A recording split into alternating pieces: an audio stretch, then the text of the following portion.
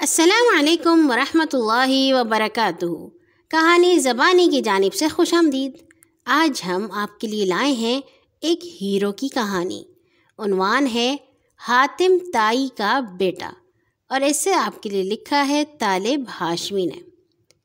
پیارے بچوں، آپ نے حاتم طائی کا نام ضرور سنا ہوگا، اور آپ کو شاید یہ بھی معلوم ہوگا کہ حاتم کون تھا، کہاں کا رہنے والا تھا اور کیوں مشہور تھا۔ اگر کسی بچے کو معلوم نہ ہو یا بھول گیا ہو تو پھر بتائے دیتے ہیں۔ تقریباً 1500 سال گزرے۔ حاتم ملک یمن کے قبیلے بنو طے کا سردار تھا۔ بڑا شریف، بہادر اور دریا دل آدمی تھا۔ غریبوں اور محتاجوں کی دل کھول کر مدد کیا کرتا تھا۔ مہمان آ جاتے تو خود بھوکا رہ کر بھی ان کی حد سے زیادہ خدمت کرتا۔ کوئی مانگنے والا اس کے دروازے سے کبھی خالی ہاتھ نہ جاتا تھا۔ اس لیے سارے عرب میں اس کی سخاوت، نیک دلی کی دھوم مچی ہوئی تھی۔ آج بھی اس کی فیاضی کی 20 کہانیاں نہ صرف عرب بلکہ ساری دنیا کے لوگوں میں مشہور ہیں۔ ابھی ہمارے رسول پاک صلی اللہ علیہ وسلم نے کھلے عام عرب کے لوگوں کو اسلام کی طرف بلانا شروع نہیں کیا تھا کہ حاتم طائی فوت ہو گیا۔ اس کے بعد اس کے بیٹے عدی اپنے قبیلے کے سردار بنے۔ انہوں نے عیسائی مذہب قبول کر لیا تھا اور اپنے مذہب پر بڑی سختی سے قائم تھے۔ ادھر رسول اللہ صلی اللہ علیہ وسلم نے کئی سال سے لوگوں کو اسلام کی طرف بلانا شروع کر دیا تھا۔ عدی تک آپ کی دعوت پہنچی، لیکن انہوں نے اپنا مذہب چھوڑنا پسند نہ کیا، یہاں تک کہ رسول کریم مکہ سے ہجرت فرما کر مدینہ تشریف لے گئے۔ اب سارے عرب میں اسلام آہستہ آہستہ پھیلنے لگا، لیکن عدی پر کچھ اثر نہ ہوا۔ 8 ہجری میں رسول اللہ صلی اللہ علیہ وسلم نے مکہ فتح کیا تو عرب کے تمام قبیلوں پر مسلمانوں کا رعب چھا گیا اور وہ دھڑا دھڑ اسلام قبول کرنے لگے۔ البتہ جن قبیلوں نے اسلام قبول نہ کیا اور اسلامی حکومت کی اطاعت بھی قبول نہ کی، رسول پاک نے ان کی طرف مسلمانوں کے چھوٹے چھوٹے لشکر بھیجے تاکہ وہ ان قبیلوں کو اسلام کی طرف بلائیں یا اسلامی حکومت کی اطاعت کرنے کی ترغیب دیں۔ ایسا ہی ایک لشکر آپ صلی اللہ علیہ وسلم نے حضرت علی رضی اللہ تعالیٰ عنہ کی سرداری میں قبیلہ طے کی طرف بھی بھیجا۔ ایک دن عدی کو کسی نے خبر دی کہ مسلمانوں کا ایک لشکر قبیلہ طے کی طرف آ رہا ہے۔ یہ سن کر عدی کے اوسان خطا ہو گئے، کیونکہ اس میں مسلمانوں کا مقابلہ کرنے کی ہمت نہیں تھی۔ انہوں نے بھاگنے میں خیریت سمجھی اور اپنے بال بچوں کے ساتھ گھوڑوں پر سوار ہو کر ملک شام کی طرف بھاگ گئے۔ وہاں کے ایک گاؤں جوشیاں میں ان کی برادری کے کچھ عیسائی رہتے تھے۔ عدی نے بھی اسی گاؤں میں ڈیرا ڈال لیا۔ گھر سے بھاگتے وقت بدحواسی میں وہ اپنی بہن سفانہ کو ساتھ لانا بھول گئے تھے اور وہ پیچھے ہی رہ گئی تھی، لیکن اب کیا ہو سکتا تھا، خاموشی سے اپنے دن کاٹنے لگے۔ ادھر اسلامی لشکر طے کے قبیلے میں پہنچا تو اس نے اس قبیلے کے لوگوں کو اسلام قبول کرنے کی دعوت دی، لیکن یہ نادان اسلام قبول کرنے یا اسلامی حکومت کی حفاظت میں آنے کے بجائے مسلمانوں سے لڑائی پر تل گئے۔ اس پر مسلمان بھی ہتھیار اٹھانے پر مجبور ہو گئے۔ بنو طے میں اتنی طاقت کہاں تھی کہ اللہ کے سپاہیوں کا مقابلہ کر سکتے۔ انہوں نے بری طرح شکست کھائی اور ہتھیار پھینک دیے۔ مسلمانوں نے ان سب کو جنگی قیدی بنا لیا اور اپنے ساتھ مدینہ لے آئے۔ ان قیدیوں میں عدی کی بہن سفانہ بھی تھی۔ جب بنو طے کے قیدیوں کو رسول اکرم صلی اللہ علیہ وسلم کے سامنے پیش کیا گیا تو سفانہ نے آگے بڑھ کر عرض کی، اے قریش کے سردار، مجھ بیکس پر رحم کیجیے۔ ماں باپ کا سایہ میرے سر پر نہیں ہے، بھائی مجھے اکیلا چھوڑ کر بھاگ گیا ہے۔ میرے والد قبیلے کے سردار تھے، غریبوں اور محتاجوں کی مدد کیا کرتے تھے، یتیموں کی سرپرستی، قیدیوں کو رہائی دلایا کرتے تھے، کسی پر ظلم ہوتا دیکھتے تو مظلوم کی حمایت کرتے۔ میں اس حاتم طائی کی بیٹی ہوں جس کے دروازے ہر وقت مہمانوں کے لیے کھلے رہتے تھے اور جو کبھی کسی مانگنے والے کو اپنے دروازے سے خالی ہاتھ نہیں جانے دیتا تھا۔ رسول پاک صلی اللہ علیہ وسلم نے سفانہ کی باتیں سن کر فرمایا، بی بی، تمہارے والد میں تو مسلمانوں والی خوبیاں تھیں، اگر وہ زندہ ہوتے تو ہم ان سے اچھا سلوک کرتے۔ پھر آپ نے حکم دیا کہ سفانہ کو آزاد کر دیا جائے، لیکن سفانہ اپنی جگہ کھڑی رہیں۔ آپ نے ان سے پوچھا، کیوں، اب کیا بات ہے؟ انہوں نے کہا، جناب میں جس باپ کی بیٹی ہوں اس کی یہ عادت نہ تھی کہ قوم مصیبت میں مبتلا ہو اور وہ سکھ کی نیند سوئے۔ آپ نے جہاں مجھ پر مہربانی فرمائی ہے وہاں میرے قبیلے کے دوسرے قیدی پر بھی رحم فرمائیے اور ان کو آزاد کر دیجیے۔ رسول پاک صلی اللہ علیہ وسلم نے صفانہ کی درخواست قبول کر لی اور قبیلہ طے کے تمام قیدیوں کو رہا کرنے کا حکم دیا۔ صفانہ خوش ہو گئی اور رہا ہو کر ایک قافلے کے ساتھ سیدھی اپنے بھائی کے پاس جوشیہ پہنچی۔ عدی ان کو دیکھ کر حیران رہ گئے۔ صفانہ نے ان کو بہت ملامت کی کہ مجھے اکیلا چھوڑ کر بھاگ گئے۔ عدی نے کہا واقعی مجھ سے بھول ہوئی ہے، میں اس پر بہت شرمندہ ہوں، مجھے معاف کر دو۔ یہ بتاؤ میرے آنے کے بعد تم پر کیا گزری؟ صفانہ نے جو کچھ انہیں پیش آیا تھا بیان کیا۔ اس پر عدی نے کہا بہن سچ سچ بتانا، تم نے محمد کو کیسا پایا؟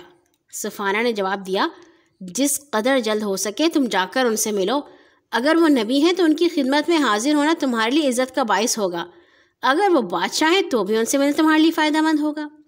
صفانہ کی باتیں عدی کے دل کو لگیں اور وہ اسی وقت گھوڑے پر سوار ہو کر مدینہ منورہ کی طرف روانہ ہو گئے۔ عدی مدینہ پہنچے تو بہت سے لوگوں نے انہیں پہچان لیا اور حیران ہو کر پکار اٹھے ارے یہ تو حاتم طائی کا بیٹا ہے۔ لیکن کسی نے ان کا راستہ نہ روکا اور وہ سیدھے مسجد نبوی میں رسول کریم صلی اللہ علیہ وسلم کی خدمت میں جا حاضر ہوئے۔ آپ نے ان کا نام پوچھا اور پھر ان کا ہاتھ پکڑ کر اپنے گھر کی طرف روانہ ہوئے۔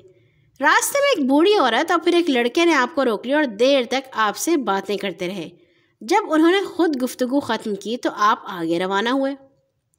عدی یہ دیکھ کر بہت حیران ہوئے، دل میں سوچا کوئی شخص اس طرح کسی بادشاہ کا راستہ نہیں روک سکتا۔ گھر پہنچ کر رسول پاک صلی اللہ علیہ وسلم نے عدی کو عزت کے ساتھ چمڑے کے گدے پر بٹھایا اور خود زمین پر بیٹھ گئے۔ آپ کا اخلاق دیکھ کر عدی کو پکا یقین ہو گیا کہ یہ دنیاوی بادشاہ نہیں ہے۔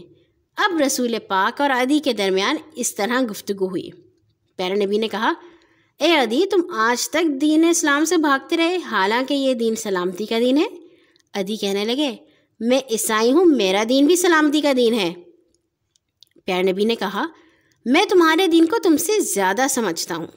عدی نے حیران ہو کر کہا آپ میرے دین کو مجھ سے بہتر سمجھتے ہیں؟ پیارے نبی نے کہا بے شک، یہ بتاؤ کہ کیا اپنی قوم کے سردار کی حیثیت سے تم ان سے پیداوار کا چوتھا حصہ نہیں لیتے؟ عدی کہنے لگے جی ہاں، میں اپنے قبیلے کے لوگوں سے پیداوار کا چوتھا حصہ وصول کرتا ہوں۔ پیارے نبی نے کہا کیا ایسا کرنا تمہارے مذہب میں جائز ہے؟ عدی اس سوال کا کوئی جواب نہ دے سکے کیونکہ عیسائیت میں ایسا کرنا واقعی ناجائز تھا۔ اب رسول پاک صلی اللہ علیہ وسلم نے فرمایا اے عدی تم یہ سمجھ کر اسلام قبول نہیں کر رہے نا کہ مسلمان بہت غریب ہیں، کوئی ان کا حال پوچھنے والا نہیں، لیکن جلد ہی تم دیکھو گے یہی مسلمان ایران کے بادشاہ اور کسریٰ کے خزانوں پر قبضہ کر لیں گے۔ عدی نے حیران ہو کر کہا کسریٰ کے خزانوں پر؟ ہاں، کسریٰ کے خزانوں پر۔ پیارے نبی نے کہا مسلمانوں کے پاس اس قدر دولت ہوگی کہ لوگوں کو مال دیا جائے گا اور وہ لینے سے انکار کریں گے۔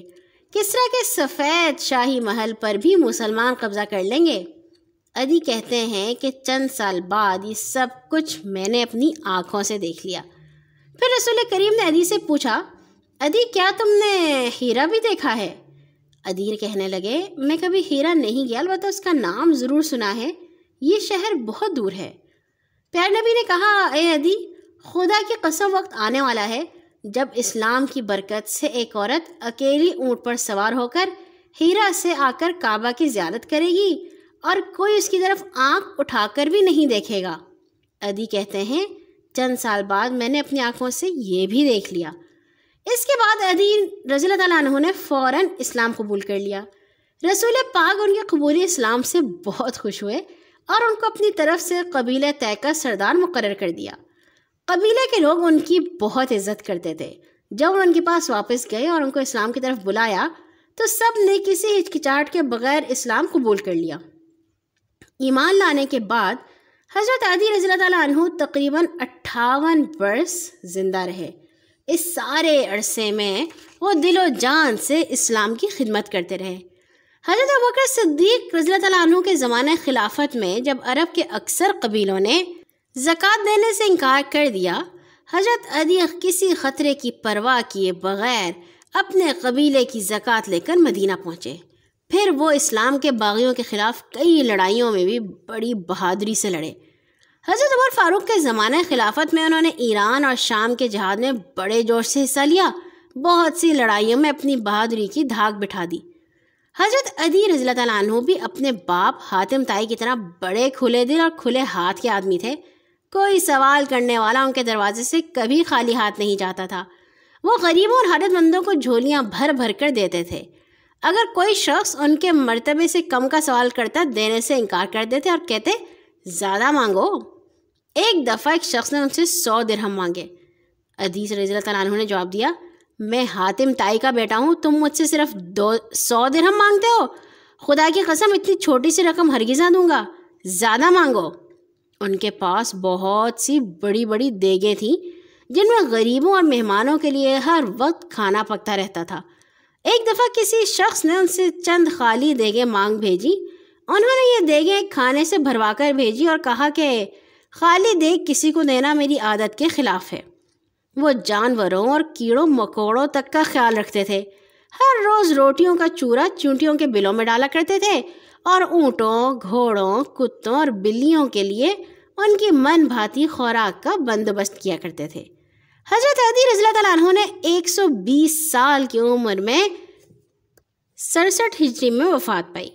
انہوں نے اسلام اور مخلوق خدا کی جو خدمت کی، اس کی وجہ سے ان کا نام بھی اپنے باپ کی طرح آج تک زندہ ہے۔ کیسے اچھے ہیرو تھے عدی ابن حاتم طائی۔ کل آئیں گے ایک اور نئی کہانی کے ساتھ۔ اللہ تعالیٰ سے دعا ہے کہ وہ ہم سب کو بھی ایسے ہیروں کی طرح بنا دے جن کی ہم کہانیاں سنتے ہیں۔ آمین۔ اللہ حافظ۔